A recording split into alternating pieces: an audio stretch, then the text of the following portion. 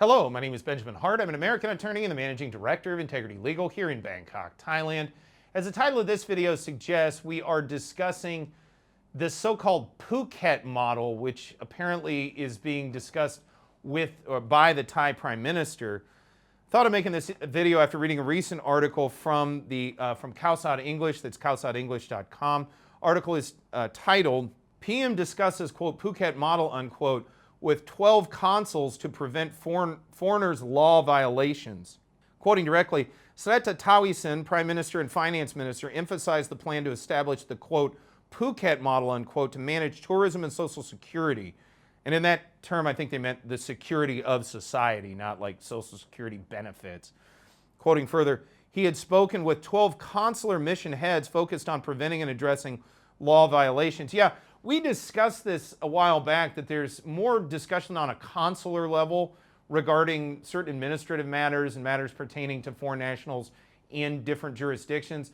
One thing I do have to say for the Prime Minister and this new government is I think that's a good idea. Getting proactive about having those discussions, I think, is actually a very good idea. Quoting further, he also emphasized that the government's top priority is to protect the lives and property of all people on Phuket, including locals and tourists. Violations by foreign nationals are an obvious problem. He said the government will be fair and try to solve this problem. So yeah, overall this sounds kind of innocuous. One thing that made the hairs in the back of my head go up a little bit was when I heard this Phuket model and I started thinking back to the so-called sandbox days and everything we went through with COVID. We kind of jokingly here in the office called Phuket Devil's Island, sort of in reference, jokingly, of course. Good-natured joking, referencing the island that the French used to use to put some of their prisoners on. And we called it that because people got stuck on that island. When you went in for the sandbox, you had to stay there for a prolonged period of time before you'd be allowed to leave. Now, whether that was warranted or not, in my opinion, it was not. Whether that was correct or not, especially from a legal context, I argue it's not.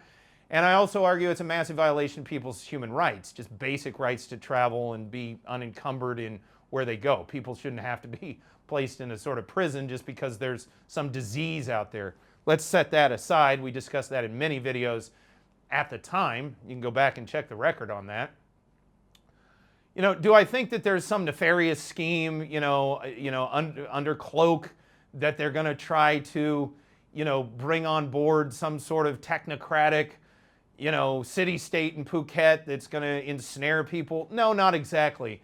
But again, it made the hairs on the back of my neck go up talking about this Phuket model because, there's just a lot of this technocratic, it's really kind of a technocratic sort of totalitarianism or authoritarianism streak that seems to be going through a lot of folks, especially in government circles and especially post, COVID and all the things we went through during that, which, again, you've heard my opinions there. So, again, do I think it's a bad idea per se to, maybe look at reorganizing Phuket? We did another video contemporaneously with this one where there's talk about making it a city structured similarly to Pattaya or Bangkok.